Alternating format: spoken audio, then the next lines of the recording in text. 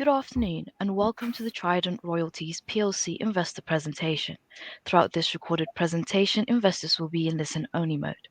Questions are encouraged and can be submitted at any time using the Q&A tab situated on the right-hand corner of your screen. Simply type in your questions and press send. The company may not be in a position to answer every question it receives during the meeting itself.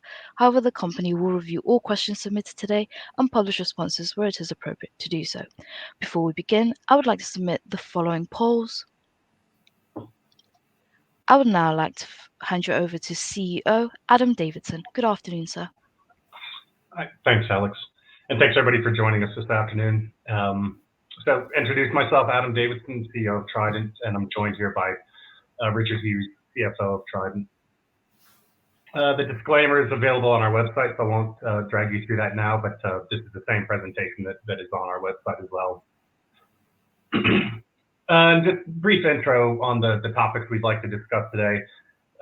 We plan to review the progress made over the last year, as well as discuss the transformational news flow we've seen over the first few weeks of this year. We'd like to start with the genesis of Trident, our strategy, our investment proposition, specifically for the benefit of any new shareholders, as I expect many of you may have only recently been introduced to our company. We'll also, of course, discuss our royalty portfolio in detail, our general approach to royalty investments, and how we intend to continue to grow our NAV per share.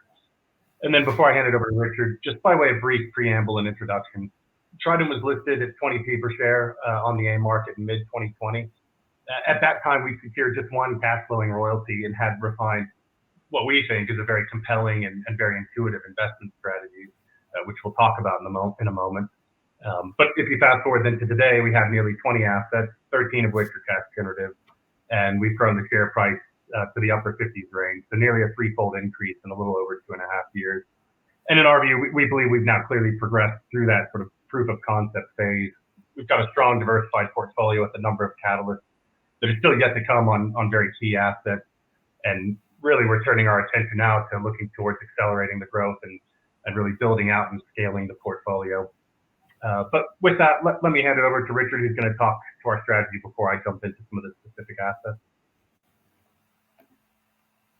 Great. So thank you, Adam. And I think it's a really exciting time to be exposed and be part of the commodity sector. When we look at the thematics driving the world at the moment, a number of them are very much supportive of both long-term demand and also supporting robust pricing across many commodities used in the world. I think the key factors that are really helping at present are that commodities provide a fundamental hedge against inflation. Certainly over the past 2 to 3 years since COVID, we've seen large levels of inflation both in Eastern and Western markets, and holding commodities is a useful hedge against that. The key driver of particularly the base metals and battery commodities has obviously been electrification. We see, a huge drive and push to rebuild the electric networks in most of the developed and developing worlds, and obviously transport systems are rapidly changing to be using batteries and electric vehicles rather than traditional fossil fuel vehicles. And that change and shift in commodity demand is largely being legislated by governments, which is something slightly unusual. We're seeing government targets, particularly in the transport sector, that are basically just legislating and driving this demand, which we think is going to be pretty robust for the medium to long term. So that's really the key as to why commodities, why royalties. We have a unique position within the capital structure of a mining project. Obviously, I know a number of people on the call probably invest in mining equities, and they do provide great leverage to commodity prices. Also, they provide you with upside if a project is expanded. The management team drill and have exploration success. And we're also in the royalty sector exposed to both of those factors, but we're not exposed to some of the downside risks in the mining business. So capital cost inflation, which we've seen a lot of over the past couple of years, OPEX inflation, which squeezes margins and shareholder returns. So we're not exposed to those two factors. And also the challenges of building projects often lead to quite high levels of dilution for the equity shareholders in a mining project. So our exposure is to the top line revenue. So we don't get diluted over time, and we have that senior position in the capital structure. And one other key point, I think, with a royalty business when compared to just a single mining business, with a sort of $200 million market cap, if we were a junior miner, an explorer, we might have one project, maybe one project and a secondary exploration play. But we've at the moment got just under 20 assets, 13 of those are cash flowing. So we're providing investors with a real base and real diversified income stream, which you wouldn't get if we were just a single asset producer.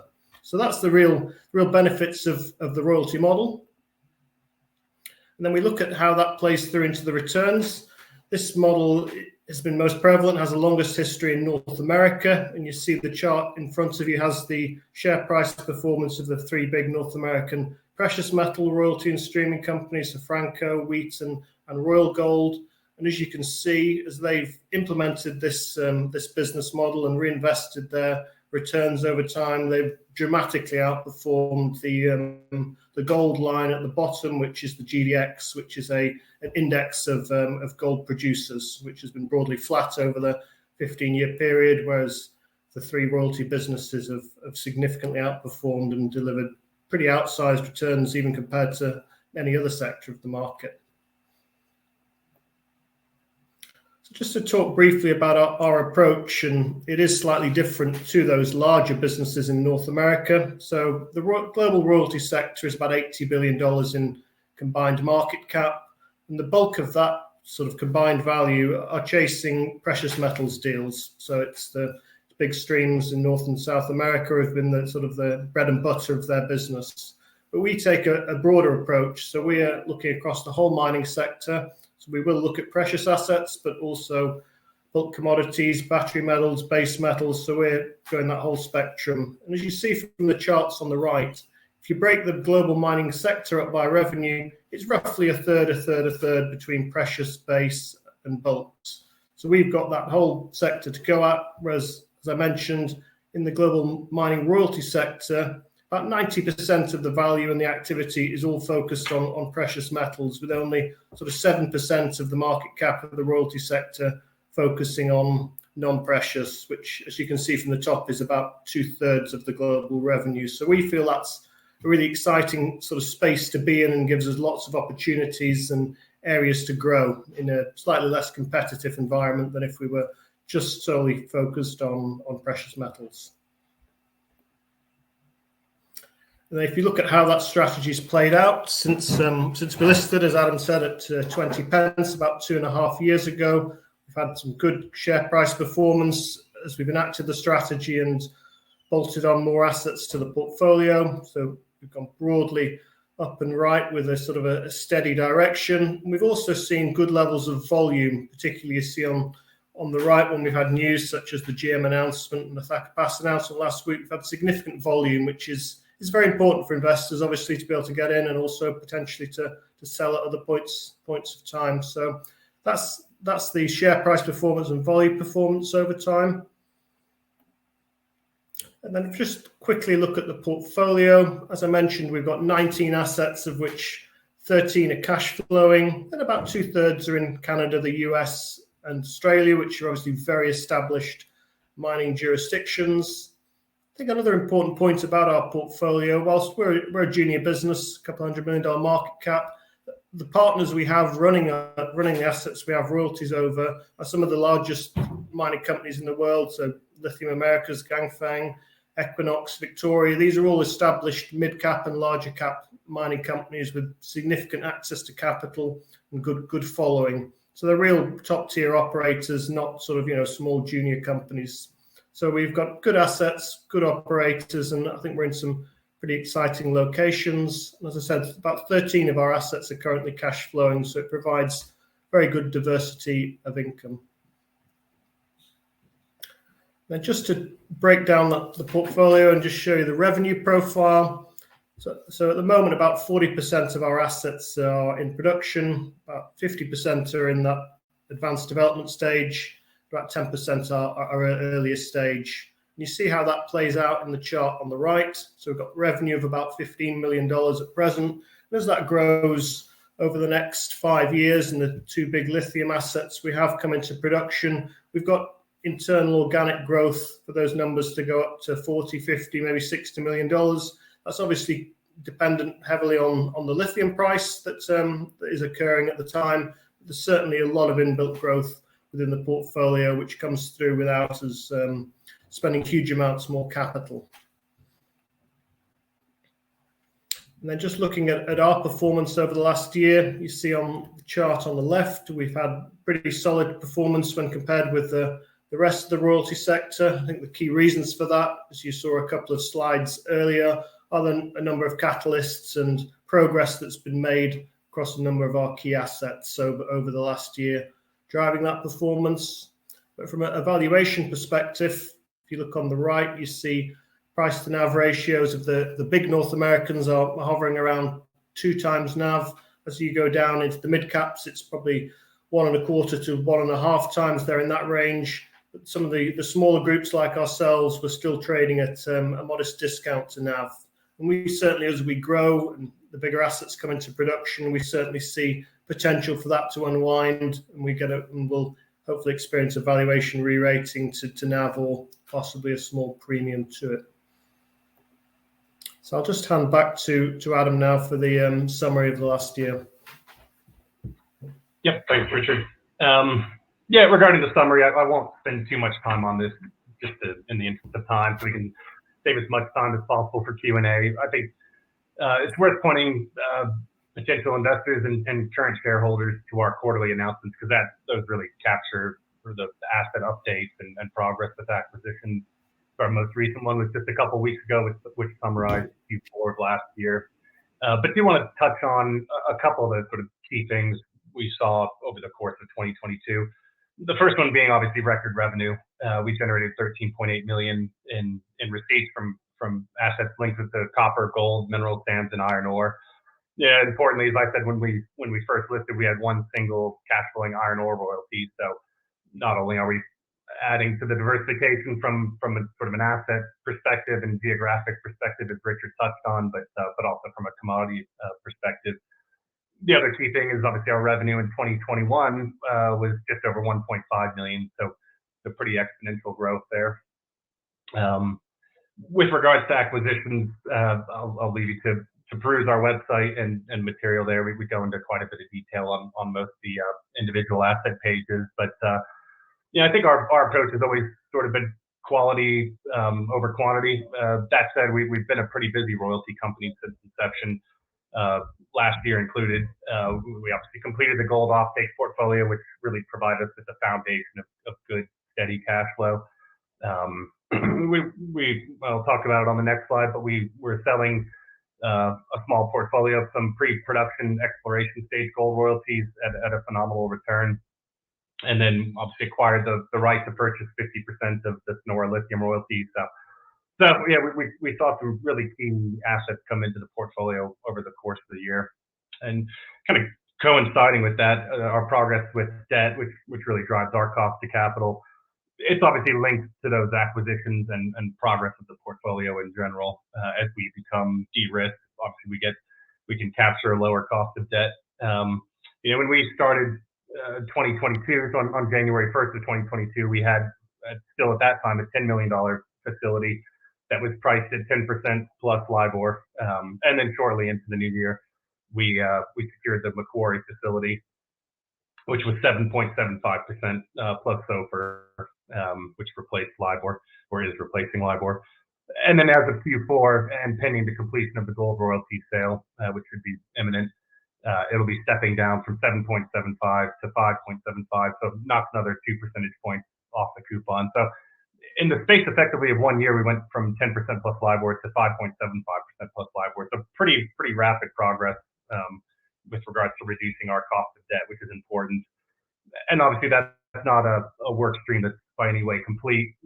The one page we can take out of a lot of our gold focused peers playbook is the fact that you make this progression from higher cost debt to lower cost, and ultimately the ideal place you want to get to is to have a low cost revolver type facility with a commercial bank that you can draw on, repay it from cash flow, draw on it again for your next acquisition, repay it again. and kind of repeat that cycle so you're never going back to the equity markets effectively. And the cost of those revolvers obviously is much lower than a term facility. And I won't drag you through the key operational updates. I think these are summarized very well in our quarterlies and on the website. But really just to emphasize that with a portfolio of assets, as Richard touched on, relative to a junior miner with maybe one asset in production for something that would be analogous to us in market cap, they would have just the news flow coming out of that single asset. Obviously, we get exposure to an entire portfolio, so you see this sort of steady news flow across the portfolio because of that.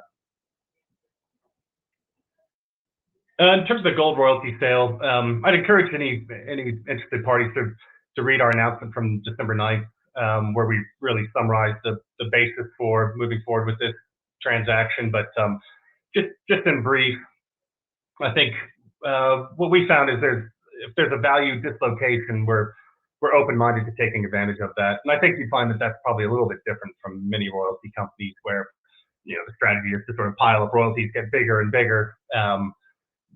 The way we want to approach things is whatever's most accretive on a NAV per share basis. That's what we want to do. So we're selling these royalties. They're pre-production exploration stage. None of them have a reserve on the ground that we have royalties over. So earlier stage royalties, we're selling them to Franco Nevada, which just stepping back, you can see on the PNAV chart, they trade at the highest premium relative to all of our peers. And you can see where we trade. So I think pretty intuitively there's an arbitrage between the two. They can acquire assets and frankly pay greater than NAV for them, and we see value because we're not capturing that as of today. And so in our view, they paid very, very good value for it, and it crystallized 140% return on our invested capital in the space of about 2 years since making those acquisitions, a little less than 2 years. So we're looking to complete that transaction here imminently, which will see another about $14.5 million come in to our cash balance up front, and then there's another $1.25 million that's linked to first production of a Rebecca Gold asset. So pro forma would leave us with circa $35 million in cash ready to deploy. So a pretty strong balance sheet. And I already touched on the debt on the last slide, but obviously with the de-risking in the portfolio, that allowed Macquarie to revert to their credit committee, reduce our cost of capital, which leads to savings of up to $800,000 a year in debt service. So all comes back to making this a very NAV accretive transaction and freeing up capital to go do other things. And obviously, some of the key news we've had to start this year, and I suspect why many of you are on the call, is the progress we've seen at Thacker Pass, our lithium royalty in Nevada. Stepping back, it might be helpful to provide a bit of the history on terms of how we priced this deal, how we sourced it, the way we view assets like this, as a good example of generally how we approach transactions, and then obviously the specifics on this particular royalty because it is very material to us. So this royalty was actually written over 10 years ago. I think it was written in 2011 by a closed-end private equity fund. So closed-end meaning that they have a fixed date by which they close their fund and have to exit the assets within that fund. So they didn't have the luxury of waiting till the asset's in production, which would obviously be the optimum time for them to sell the royalty. You'd get maximum value at that point in time. So they weren't necessarily a forced seller that specific day, but they don't have the luxury to wait around and wait until it's in production to sell. So it was an opportune time for us to take advantage of that. And really the catalyst from our perspective was we were aware, obviously, of the asset, aware of the royalty. It had been in existence for some time. But the catalyst came in January of 2021 when the operator, Lithium Americas, received a record of decision on the final key federal permit. And then later that same week raised $400 million in an oversubscribed equity raise to go towards construction of Thacker Pass. So those were two pretty clear catalysts that were cleared at that point in time. And effectively, we were on the phone that day with the seller and then bought the royalty about a month or 6 weeks later. When we priced the deal, we were using a $12,000 per ton long-term lithium price, and we're modeling a 16% post-tax IRR. If you look at the waterfall chart on the bottom right of this slide, you can see there have been a couple of key catalysts that have happened subsequent. Probably the first one was about 6 months or so after we acquired the royalties. Lithium Americas announced the intent to expand the planned production profile by a third. This really comes back to what Richard was saying. The benefits of royalties is you get effectively no additional charge to the royalty holder. You get exploration upside, you get production expansion upside, you get all that sort of equity style upside, that the reason that people buy mining equities, but you get it at no further cost to the royalty holder. So when they announced that planned production expansion, it increased effectively the production profile at both stage 1 and stage 2 by a third. So on a base case, again, at $12,000 per ton lithium, that bumped up our base case returns to sort of north of 20% IRR on a post-tax basis. And probably worth mentioning, that's an IRR year after year on a 40-plus year mine life, and the resource is 4 times the size of the reserve that underpins that 40 years. So ample opportunity for this thing to expand further, extend its mine life. So pretty attractive revenue profile for us. And then the final thing is obviously lithium is not at $12,000 per ton. I think as of today, it's north of $60,000 per ton. I think in this waterfall, just anecdotally, we're using 55,000 lithium price. Pick your price. Obviously, it's going to change between now and when this thing enters production in the second half of 2026. But regardless, anecdotally, at 55,000 lithium price, this thing pays off once fully ramped up $45 million a year. We're just north of that. So pretty substantial revenue profile. Now, one thing I didn't mention is this is the revenue profile is predicated on us retaining a 1.05% gross revenue royalty. The reason I say that is because there is an operator buyback option where they can reduce the size of the royalty, and we assume that occurs. So that would leave us with the residual 1% royalty. Otherwise, it's a much larger royalty load. But really, the way the royalty was structured, on a 100% basis, it's an 8% royalty that can be reduced from a one-off payment by the operator at their election. All their studies assume that they would exercise that buyback. Otherwise, it's a very egregious royalty load. So effectively what that means for us is we bought 60% of the royalty for $28 million. Once that buyback occurs, we get back $13.2 million. So effectively beyond risk for less than $15 million. And again, at a revenue profile of $45 million or whatever the final number may be, it'll obviously oscillate over its life of mine. Pretty substantial return profile there. And then obviously the exciting news we've seen over the last couple of weeks, starting at the beginning was obviously the General Motors announcement where they flagged that they'll be jointly developing the project with Lithium Americas, as well as investing $650 million into Lithium Americas to develop the project, becoming Lithium Americas' largest shareholder, and will take the offtake of stage 1 production for the first 10 years with an option to extend. So I think for us, we were obviously pretty excited about this. It validates the project. We've always been flagging that we believe it's a tier 1 project. I think this really underscores it. It's the largest investment by an automaker directly into raw materials, battery raw materials. So underscores the quality of the asset, I suppose, and particularly on this side of the world, General Motors is a blue chip sort of tier 1 name. Sort of can't get too much more American than General Motors. So really underscores the strategic importance of this asset as well, given that the U.S. doesn't really produce any domestic lithium.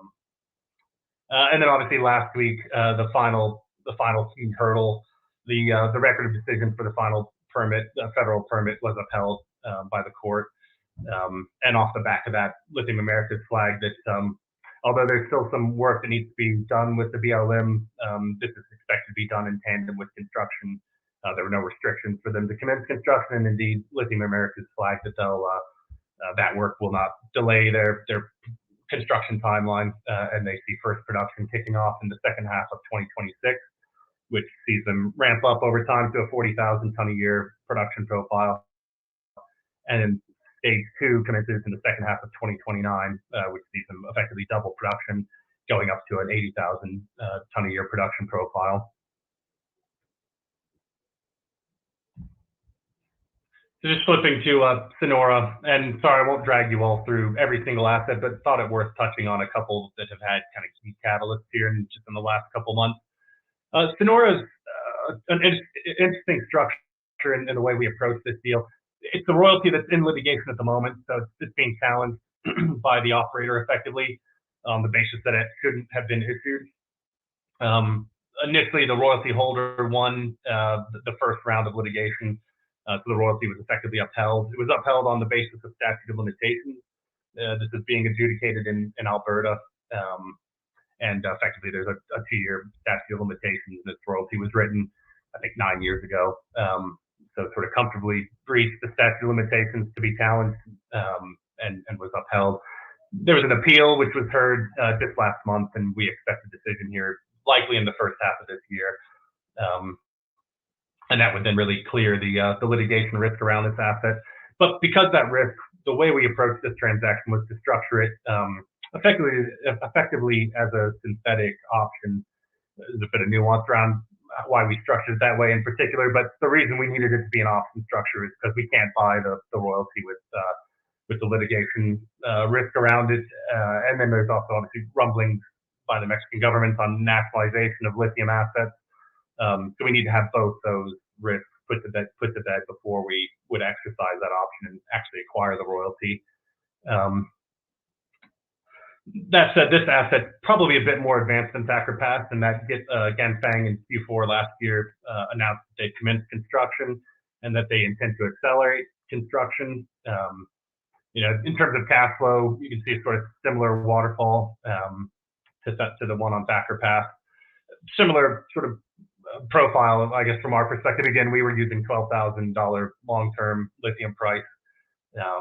And also similar to Thacker Pass, the operator increased the planned production profile. Most significantly on this one, they increased stage 2 by 43% to 50,000 tons per annum. They also know that they'll be producing lithium hydroxide, which is an important distinction. Thacker Pass is intending to produce lithium carbonate. The prices obviously for both oscillate a little bit. Lithium hydroxide at the moment is still trading at circa $70,000. Nearly $80,000 per ton. I think as of yesterday it was 77,000. Whereas LCEs dip down to the lower 60s. So there's a difference, and it's nice to have exposure to both products. And then I suppose the final catalyst on this one then is to see this litigation play out over the first half of this year, and to see a resolution to the potential nationalization risk before we would exercise this option. But when we do, it's going to be a pretty significant event for us. And I say that because Thacker Pass, obviously, there was always value attributed to that asset in our portfolio. But this asset, because it's an option, understandably, we're not getting much, if any, value for it. You can read the broker notes. Most of them don't attribute anything beyond our deposit that we put down for the option in terms of value. So if and when this transaction eventuates, it's going to lead to what we would expect to see a pretty significant NAV per share increase because it's not getting any attributable value now. So it should be a pretty significant event that we see coming down the track. Just briefly on one asset that we don't talk much about, and part of that is because it's a private operator, so there's less in the public domain.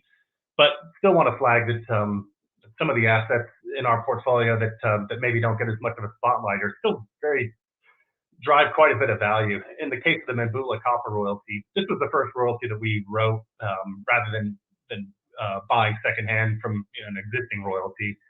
And so with that, we were able to structure it in the way we want to. As Richard mentioned, royalties are very flexible instruments. You can sort of do with them what you want. And in this case, because they were some way from first cash flow, we put in a minimum payment schedule, almost a debt-like feature where present Q1 of this year will be paid $750,000 US minimum. Same for the second quarter, and at that point in time, we'll have recovered all of our deployed capital. We effectively structured the minimum payment schedule to return all of our capital to us within 3 years of having made the investment. So we're well on that way of nearly recovered our capital. And then from there, it steps down and it's just a residual royalty life of mine over the project.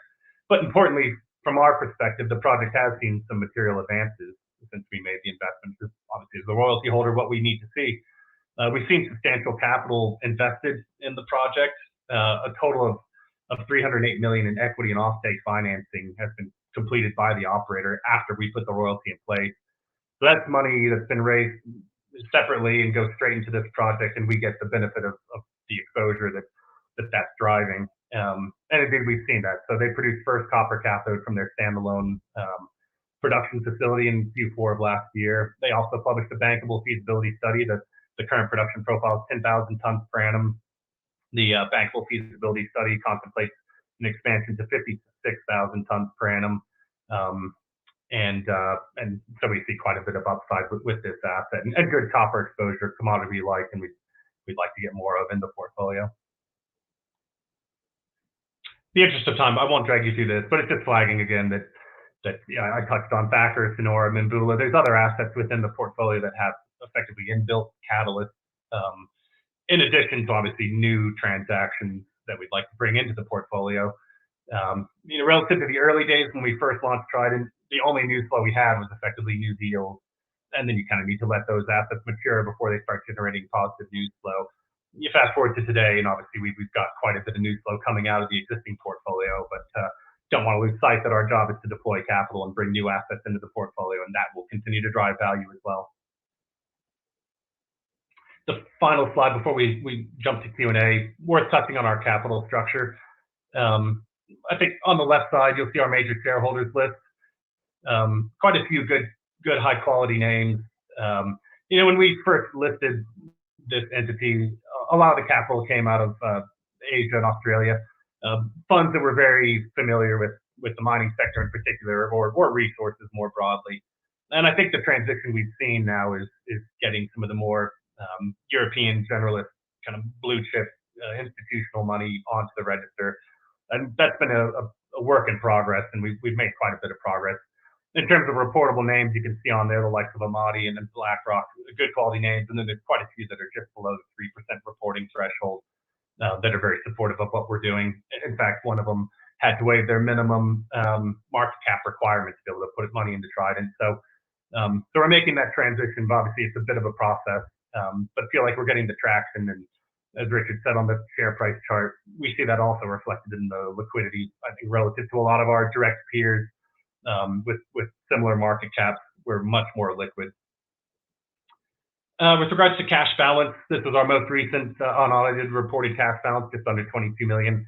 Obviously, that excludes the 14.5 million that would be coming in upon completion of the gold royalty sale. So expect that to be circa 35 million once the dust settles from expenses and fees associated with completing that transaction. So a pretty good war chest to go out there and deploy capital. One thing worth flagging as well, and perhaps the final point, is management alignment with shareholders. This is a pretty key consideration for investors. You'll see the options listed down there that are attributable to management. This is effectively how we're incentivized. The bulk of those options, and the full breakdowns are all obviously available on our website, but the bulk of those options are obviously share price linked, where there's a strike price of 50p. When they were issued, the strike price, the share price was 36p, so we've driven up the share price subsequent to that. So they're now sort of in the money, but the vesting conditions are that we need to get the share price to 80p to £1.20 in equal 10p increments of tranches. And we have to get it to those prices for a defined period of time before they then vest. So I guess in that sense, you'd probably struggle to find a management team that's more aligned with shareholders. We really only see value when you guys see value, so entirely aligned in that direction, which is why we would contemplate things like the sale of the exploration stage gold royalties. If that's going to add NAV per share and unlock a lot of value, that's something we want to contemplate. Whereas I think you find many management teams, the objective is to build out the platforms of Archer, more stable platform. They can pay themselves more and everything else, and we're just not approaching things that way. So with that, I think we can pivot to questions. That's great, Adam, Richard. Thank you very much indeed for your presentation. And if I may, I will now bring your cameras back up. Ladies and gentlemen, please continue to submit your questions using the Q&A tab situated on the top right corner of your screen. While the company take a few moments to review those questions submitted today, I would like to remind you that a recording of this presentation, along with a copy of the slides and the published Q&A, can be accessed via your investor dashboard. Adam and Richard, as you can see, we have received a number of questions throughout today's presentation, and thank you to all investors for submitting their questions. Adam, if I could just hand over to you to read out the questions and give responses where appropriate to do so, and I will pick up from you at the end. Thank you. Yep, sure. I'll start with one of the pre-submitted questions. So the question is, the royalty cash flow from Thacker Pass will take years to ramp up, but with the royalty agreement valued at around 150+ million, is there any thought to sell the royalty to reinvest the proceeds into new projects, much like you did with the gold royalties last December? I touched on this a bit, I think, over the course of the presentation. In general, we've been pretty clear. Our strategy is to maintain optionality over the various royalty interests and really prioritize long-term value accretion in whatever form. So with this in mind, we're open to various different paths to realize value, consider ourselves pretty nimble and frankly open-minded to opportunities that would capture that value. As you say, the sale of the exploration stage royalties to Franco, that delivered a fantastic return to us, and sort of underscores this general approach. That said, with Thacker Pass, I think it's going to continue to be an important component of our portfolio for the foreseeable future. The fact is, tier one royalties of this caliber are incredibly rare, and Thacker provides us with access to one of the largest and most strategically important lithium assets globally, if not probably the most strategically important lithium asset. And then it obviously also balances out our precious and base metals exposure, offers the potential for significant royalty payments once it turns on in 26. So in my view, the mine's likely to operate for decades beyond its initial 40-year mine life. It's very much a cornerstone asset, underpins our longer-term strategy. So short answer is no immediate plans to sell down the royalty, but with the caveat that we don't approach these things close-minded, so we'll always sort of consider things. See, the next question is, have TRR looked at or considered a move to main market from AIM? Richard, I'll let you talk to this one. Yeah, thanks, Adam. Obviously, Trident in its original form was listed on the had a standard listing on the main market and moved to AIM in June 2020 when Adam and the original team launched the royalty strategy. The reason for that is that the board believed that being a growth company looking to raise capital and do deals and acquisitions, it's certainly a more flexible and natural home for the business. AIM has served the company very, very well over the past 2.5 to 3 years, obviously growing from £20 million to £20 million market cap to 170. So it still feels like it is the natural exchange for us in the near term. Obviously, we'll continue to review this as we grow and build out the portfolio. So the next question is, according to court documentation, Bacanora bitterly disputes the validity of the royalty. If a favorable Canadian court ruling is reached and the Mexican government does not interfere substantively, how will Trident enforce payment should Bacanora refuse to pay or take further legal action whilst Trident holds the royalty? I touched a bit on this, I suppose, in the presentation, but the final appeal challenging the validity of the royalty occurred on January 13th, so just over a month ago, and we expect a decision in the coming months. We'd obviously expect all parties to adhere to the ruling once it's received, and of course would reserve the right to pursue any outstanding legal claims as appropriate and of course if necessary. Without getting into the weeds of the documentation on this transaction, it's worth noting that the dispute's being adjudicated in Alberta, so obviously a sound legal jurisdiction for enforcement, and the royalty has parent guarantees in the UK and so on. So we would expect a very firm legal footing in good jurisdictions with mutual trade treaties and clear avenues for enforcement. Reality is it would be no different than any other operator that refused to pay their royalty or any payment that's required for that matter. So there's legal recourses, and I guess the key thing on this one is you're in good jurisdictions to be able to pursue that. Jumping to the next one. Nuclear is experiencing something of a renaissance. Japan's restarting its nuclear industry while the UK is about to initiate CBN. and the U.S. has already commercialized one SMR and a number set to follow. Are you considering any uranium royalties as part of the decarbonization portfolio? Richard, I'll let you field this one. Thanks. Yeah, no, certainly uranium is an exciting part of the market. In the past couple of years, we've seen a real shift in market sentiment and dynamics for that commodity. It's certainly something we will look at and examine opportunities. I think one thing with uranium assets is they do normally take quite a long time to get through the permitting process and get into production. But when they get there, they're very stable long-term operations, often supported by state-backed off-takers. So it is a very attractive commodity. It's just it takes a while often to find the right opportunity to invest. Yep, and the next one is with respect to the Sonora lithium royalty in Mexico. What will happen if the Mexican government succeeded in their attempt to nationalize this mine? So on this one, there's quite a few shades of gray here. Although I think it unlikely Mexico could nationalize the project, but of course that wouldn't necessarily invalidate the royalty. I think what's more likely to happen is they'll reach some agreement with Ganfeng, the operator. But anyway, regardless of the outcome, in our view, the royalty should benefit from protection under very strong international trade treaties, including the UK-Mexico bilateral treaty. The fact is, it's going to take some time for all this to play out, and there is some uncertainty. So this is exactly why we structured the deal the way we did, effectively as an option. Our agreement relating to the acquisition, which importantly is entirely at our election, was amended most recently in July of last year to ensure that Trident is comfortably protected from any potential changes in Mexico's regulatory regime. So it was a well-structured agreement, which, as I mentioned, to date, we've only paid a deposit of $2.5 million, which was provided in the form of a loan and is fully collateralized and recoverable if these risks were to eventuate. And I know I mentioned it earlier, but it's probably important again to flag that from a shareholder's perspective, at present, we get very little attributable value for this deal. So that is understandable because at the moment it is an option, and we don't yet own the royalty. That said, I went through the potential economics of Sonora.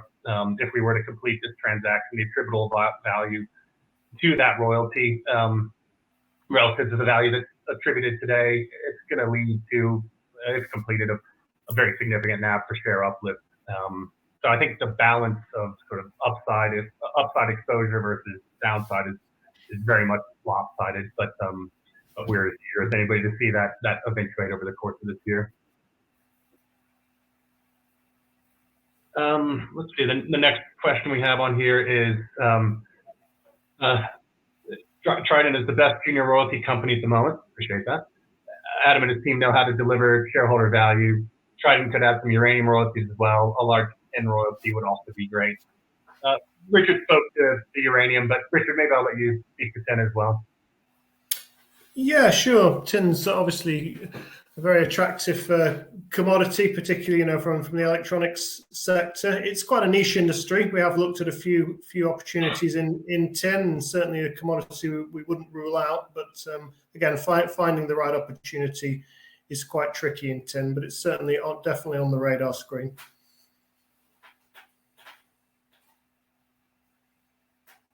Yeah, I think the only thing I'd add to that is well, like all commodities, tin has its own nuances, and quite a bit of the production comes from state-owned enterprises, and they're very high grade. So the sort of independent ones you can get a royalty over tend to be the marginal producers, by and large, not as a rule. So as Richard said, being very selective on how we get our exposure, both with regards to the actual operation as well as looking at sort of the broader supply chain. A lot of the value is derived from the smelting and solder production of the tin material. So I think we've looked at opportunities in that value chain as well, and pretty open-minded in that regard. If we could get a royalty covering more than just the mine, I think that's something that'd be pretty interesting for us. Let's see. On the next question, can we please elaborate on the value of the potential deal pipeline? Yeah, I suppose on the pipeline, it's obviously a bit of a moving feast. I've spoken previously to how we see the sort of the general period that we're in more broadly, where I think we're starting to see the market rebound, obviously a little bit, but obviously most junior miners and mid-tiers, for that matter, have seen their share prices, knocked down anywhere from 20 to 40% over the last year. And whereas they may have been topped up with cash this time last year, they've now sort of dwindled through their cash piles. So I think we see a bit of a shift to more primary financing in our pipeline versus picking up existing royalties. So, operators of mines or projects that maybe a year ago wouldn't have considered a royalty, but now they're back at the table and interested in royalty financing because they don't want to tap up the equity markets given where their share prices are at. It's pretty painful to go out there and do an equity raise when you feel like you're at a pretty significant discount. So I think that's opened up a lot of opportunities for us. Almost too many, and now it's the project of sifting through these and trying to find the best ways that we can deploy capital. That's really the name of the game for us. So quite a bit on our plate at the moment to try to dig through and to deploy that capital responsibly. The next question is, what's our view on M&A in the junior royalty sector? Richard, I'll let you speak to this one. Thanks. No, we've obviously seen a lot of transactions over in North America, some of the smaller Canadian listed precious companies getting together. I think that's inevitable in that part of the market. There's probably 15 or 20 companies chasing after that particular commodity subsector. As we talked about earlier, when we look at the non-precious sector, it's a lot less competitive. There's only a handful of companies, doing non-precious royalties and a couple of PE funds writing them. So it's something we look at, and we obviously know our peers well, but it's not something we're aggressively pursuing at this time. Yeah. Next question is, there are a few early stage critical metal projects in Europe that need finance. Are they of interest, or is permitting too big of an issue? Yeah, we're happy to look at sort of any opportunities, including in Europe, and we are looking at opportunities in Europe at the moment. Permitting, clearly we're comfortable sort of quantifying and pricing in risk. We did so with Thacker. The permit had been issued, but we assumed that the appeal would occur, and it did, of course, occur and went in the right direction, thankfully. Similar to Sonora, there's risks around that. We structure around it as best we can. So no, I think from our perspective, we're happy to look at almost any opportunity, and in almost any geography, we'll price in the risk accordingly, so that we get a return that's commensurate with that risk. And then things like permitting, obviously that's just a piece of diligence that needs to be done to ensure that we see it going in the right direction before we can commit capital. Next one is, which commodity are we currently excited about to add to the portfolio? Richard, I'll let you take this one. I think in some ways we're relatively commodity agnostic. I think there's benefits, from the supply demand dynamics of many of the things we look at. From my personal perspective, I think copper is a very, very exciting commodity that's well supported by all the trends we're seeing. So that would be my current favorite commodity. So obviously can be tricky to find the right opportunity, but that's my favorite commodity. Adam? Yeah. I think your comment about us being agnostic is accurate. When we first listed, as I said, we had one single iron ore royalty. We want to provide diverse exposure to the full suite of metals. Ideally, that's obviously going to be a work in progress forever. But so I guess we're not too obsessive with particular commodities at this moment. We've got our particular favorites. I'd like to see more copper in the portfolio. Would like to have some nickel in the portfolio. Also wouldn't mind some zinc. For me, those base metals that have a battery angle in particular are probably most attractive. That said, we're not letting that sort of dictate our pipeline, where we're looking at all opportunities and really focusing on the most accretive at this point. Next question is there a rational/economic reason that others might mention for why other companies have not either tried or been successful in applying a royalty model to non-precious metals? I'll maybe start on this one, and then Richard, let you touch on it as well. It's a good question. It's sort of the one that we really grappled with before we jumped out of our previous employment and took a risk on launching TRIDENT, because there was no certainty that this would be successful. And we had a very good understanding of the landscape. So, by way of background, Richard's got a long career in banking in the mining sector. My background's in mining private equity, and our other two colleagues are both in mining private equity. So we've written a lot of royalties ourselves, and that was really kind of the genesis. Was we'd write royalties, and if it was a precious metal royalty, there are 20 plus gold-focused royalty companies listed primarily on the TSX that will compete aggressively to try to buy those gold royalties. But it was really when we had non-precious royalties that we looked to monetize, where you sort of left scratching your head. There's a couple of peers out there. We're not the only one, but as Richard mentioned, an aggregate market cap less than $1 billion in aggregate market cap that's focused on non-precious metals, and then 75 billion that's focused purely on precious metals. And that dislocation was just so glaring that was really what drove the impetus for us to jump and launch Trident. So, I think the proof is sort of in the pudding to a certain extent. When we launched, as I said, we had one royalty, and now we've really scaled the thing out, and I think seeing other opportunities pop up frequently. So, I don't think there's any real significant economic reason why this model can't work with non-precious assets.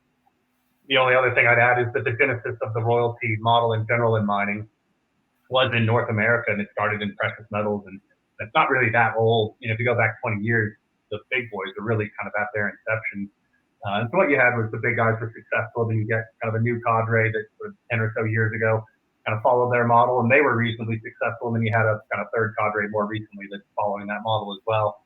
But it was almost inevitable that you start to have groups branch out and do some different things. And we've seen some single commodity specific royalty companies as well as obviously being diversified. So I think the natural evolution of a sector that's sort of in its adolescence, but it's still sort of expanding despite having a pretty significant aggregate market cap. But Richard, you may have something to add. Yeah, I think you're spot on there. I think the key point is that it was a North American sector in its genesis, and the TSX is the sort of one of the biggest gold markets in the world. So those two factors coming together, a lot of the juniors in Canada were being financed, and the royalty sector was growing up in that sort of time zone as well. So they somewhat came together. I think what we are finding, though, across the whole mining sector, there are obviously a huge number of projects that need financing, and royalties now are much more in the mainstream and part of the conversation, whereas 10 or 15 years ago, people would have been looking at a very traditional commercial bank debt and an equity raise. Certainly royalties and other products as well are certainly in the mix, as juniors and mid-tiers look to grow. Let's see. The next one is, you have no dividend as yet. Will this form of shareholder return? Will this form of shareholder return be paid in the future? Yeah, it's certainly our intent to get to the point where we can pay a dividend. As you can imagine, royalty vehicles are pretty well structured to support a dividend, because you're getting this nice, steady, diversified cash flow to support steady, progressive dividend policies. That's what we've seen in most of our peers on the TSX. Relative to a junior miner or a mid-tier, much more exposed to single asset risk and single commodity risk in most cases as well. So certainly as we build out the portfolio, the intent is to commit to dividend at a certain point in time. We still, at this stage, want to recycle our capital to build out the portfolio more, because there's still a lot more work to do. But clearly you reach a point at a period of time where there's enough cash flow coming in from the various assets that you can service the debt, you can cover G&A, you can recycle capital into new acquisitions, and you can also support a dividend. So that's we don't want to preempt that though, because you only get one shot, obviously, at commencing a dividend, and you don't want to get it wrong. But we are very conscious. The UK is a yield-focused market, and the day that we can commence a dividend is going to be a good day for the share price. It's going to be a good day for all of us. So it is something we're focused on. The next question I think I can briefly tackle is, how much cash on hand do we have for new acquisitions? You can see on the slide there, the 21.8 million. And then I also flagged we're expecting to complete on the gold royalty sales transaction to Franco here shortly. So that would add about another 14.5 million. Take out fees and transaction costs associated with that, and circa 35 million is stuff the cash on hand we expect to have once the dust settles. Let's see. What's the factor past royalty revenue sensitivity for every $5,000 change in lithium price? I'm happy to address this one. I don't have the exact numbers off the top of my head, but roughly I do, I suppose. It's roughly about 3 million or so at stage 1, and then about 6 million for stage 2.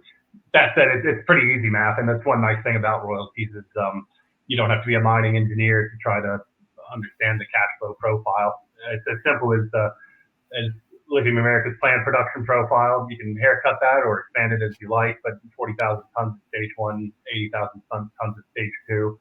Apply your lithium price and then the royalty rate of 1.05%. Again, that's post buyback royalty rate. So it's a pretty simple equation. You can play with all sorts of scenarios.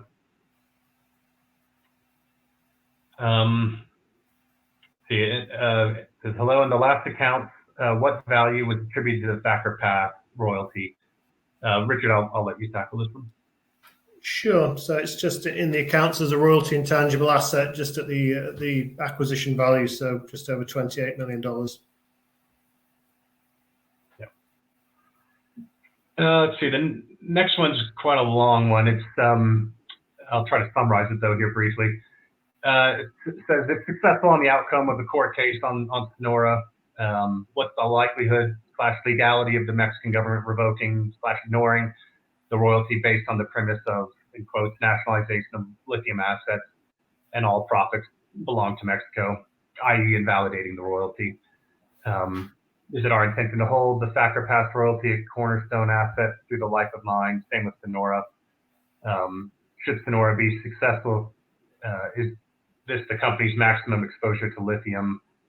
There are many junior miners in the space with depressed share prices that I'm sure would be interested in royalty financing. Kind of a few questions baked into that one, so we'll try to take them in part. I touched a bit already on the nationalization point, so I don't know that I'll elaborate too much further, other than to say we just need to see it sort of play out. If nationalization of the asset doesn't invalidate the royalty is noted on most of the licenses associated with this deposit. So it really depends on how everything eventuates.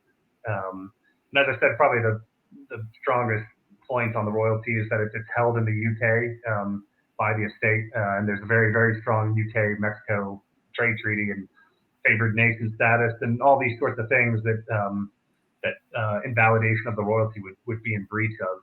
From our perspective as Trident, we don't own it yet, so we need to see that kind of cleared and that risk removed before we exercise it. But we do take a pretty positive view on their ability to clear these risks. In particular, the litigation risk, I think we're not particularly concerned about. And then the second part of that question was just the maximum exposure to lithium. It obviously depends. I was looking at an article just yesterday. It's somewhat dated now, but it was listing the largest lithium assets by reserve, and Sonora was number 1, and Thacker Pass was number 2. So we've got some pretty tier 1 lithium exposure in the portfolio. So it's clearly lower on our priority list. Doesn't mean we'd absolutely rule out more lithium if something interesting came our way, but yeah, we've got a lot of lithium exposure, so it's lower on the priority list, certainly. The next one is, what's the expected life of Sonora? This one's a little bit opaque because Ganfeng doesn't publish the details. So when it was held by Bacanora, they were flagging a 19-year mine life, though they often flagged that was based on the reserve. The resource would support a 100-year mine life. Now, Ganfeng's obviously expanded the planned production profile and so on, but so we don't have absolute clarity on what the current mine life is until they publish those results. But regardless, pretty substantive mine life is our expectation.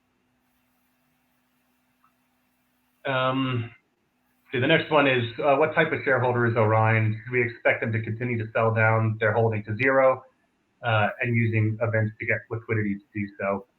Richard, maybe I'll let you touch on this one and I can fill in any blanks. Yeah, sure. Thanks, Adam. So yeah, Orion are a US-based mining private equity fund, got multi-billion dollars invested.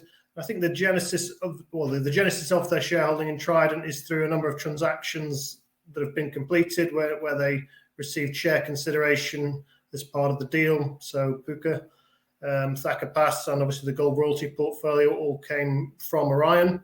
So as part of those deals, they took an equity position in Trident. I think over time we've seen them sell down, and then we've obviously done another transaction that number's gone back up. So I wouldn't say they're an aggressive seller who's going straight down to zero. I think at times they'll trim their holding, then possibly there's an opportunity to do another deal with them in the future over another asset, and that shareholding will go back up. So they're certainly, I think we would see them as a partner really for this business, given the relationship and the deals we've done with them in the past. But Adam can probably add to that as well. No, I think that's a good summary. The only thing I would probably add to it is when they have trimmed their holdings, usually it's via a block trade that's sort of facilitated by ourselves. So when we seeing some of these large movements, it's usually us pairing up a buyer that wants to put in a bigger ticket and doesn't want to go on market to do so. So we've got a really good relationship with them. It's collaborative. I think we want to manage their position in a pretty responsible manner. They want to do so as well. So yeah, I think it's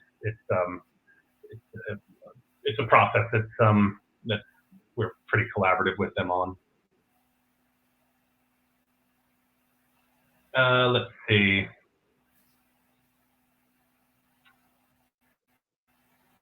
Next to uranium, do you consider any other energy-related royalty? Richard, I'll let you tackle this one. As I said, we've looked at uranium opportunities, verging more into energy. I don't think we'd go down the sort of natural gas or oil and gas route. We certainly wouldn't look at coal. That's off the cards. Yeah. Let's see. Next one's kind of a fun one. Do either of you two chaps drive an electric vehicle now? If not, why not? Well, for my part, I drive a 2008 Honda Accord, so no, I think maybe when we upgrade on the next car, we'd certainly take a look at an EV. They definitely incentivize you to do so in the U.S. But yeah, we drive the same old clunker that we've had for some time now. I'm in a similar position, Adam, but I think next time when I change, it probably will be electric. Yeah. So the next one is the Sonora royalty revenue sensitivity to lithium price roughly the same as for Thacker? Yeah, roughly. I mean, the plant production profiles are obviously different. So in that sense, Thacker's a little bit more leveraged to the lithium price. But again, you can do the sort of same type of calculations as I mentioned with Thacker, where Thacker is ramping up to an 80,000 ton a year production profile at stage 2. Sonora stage 2 is 50,000 tons a year, but the difference being that it's intended to produce hydroxide, so slightly different pricing there. The other key consideration, obviously, is the royalty, the 1.5% royalty that would be attributable to Trident on Sonora versus a 1.05 on Thacker Pass. So Sonora slightly smaller production profile, but larger royalty load relative to Thacker Pass. The next one would be Vinston royalties on carbon credits. Richard, I'll let you do this one. It's a good question. It's certainly a very interesting part of the market. You know, the carbon credits and the financing of them and the trading of them. It's something we've looked at briefly, but not in any detail. I certainly wouldn't rule it out over the medium term, but it's not something that's immediately on the cards. Yeah. So the next one is what is our estimated royalties received on an annual basis to the end of 2023? We obviously have to be careful here. Any numbers we provide could be construed as guidance, and we don't publish guidance. That said, you can see in our corporate presentation, we do put in the broker's forecast in there. So I'd probably point you to that and to some of the research around it. And of course, you can look at our last year's results and probably draw some pretty clear parallels to 2023.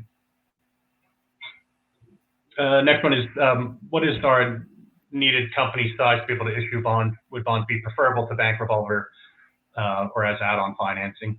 Richard, I'll let you tackle that one.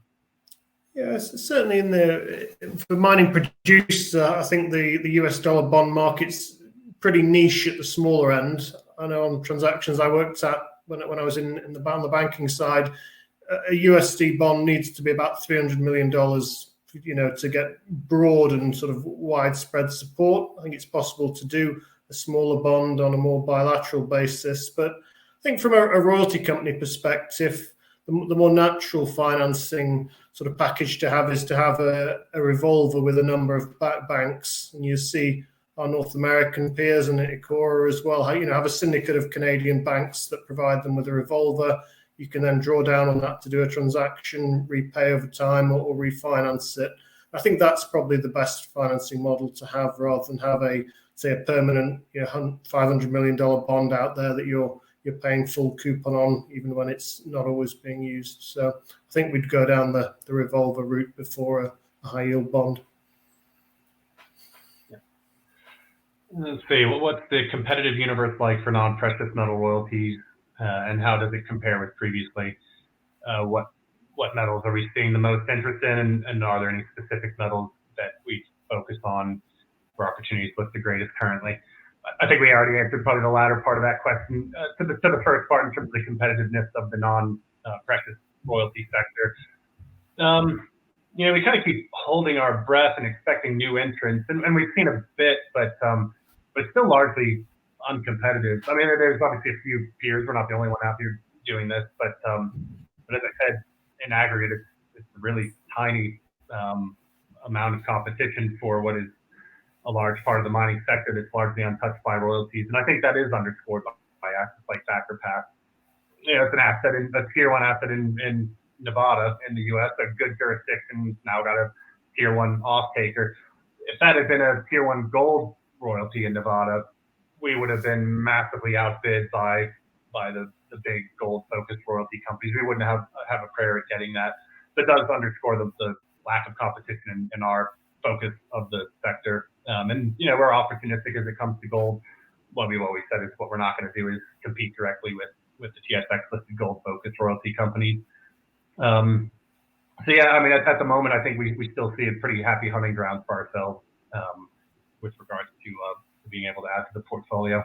Richard, I don't know if you have anything to add. I think this is our last question. Looking at the last couple, I think we've largely answered them through other answers.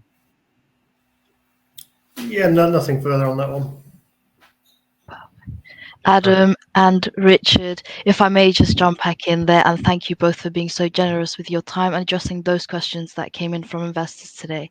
Adam, perhaps before redirecting investors to provide you with their feedback, which I know is particularly important to you and the company, could I please ask you for a few closing comments?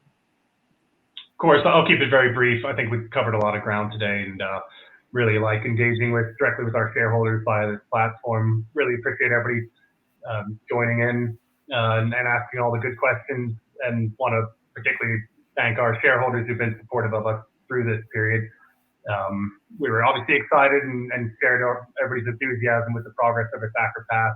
I want to highlight that there's a lot more to come on a number of our assets within the portfolio, including Thacker Pass. There'll be more updates I expect over the course of the coming months. In addition, obviously, new transactions. So we're pretty excited about the platform we've built to date, and really looking forward to the future. Adam, that's great. And Richard as well. Thank you once again for updating investors today. Could I please ask investors not to close this session, as you will now be automatically redirected to provide your feedback in order that the management team can better understand your views and expectations. This will only take a few moments to complete, and I am sure it will be greatly valued by the company. On behalf of the management team of Trident Royalties PLC, we would like to thank you for attending today's presentation. That now concludes today's session. Good afternoon to you all.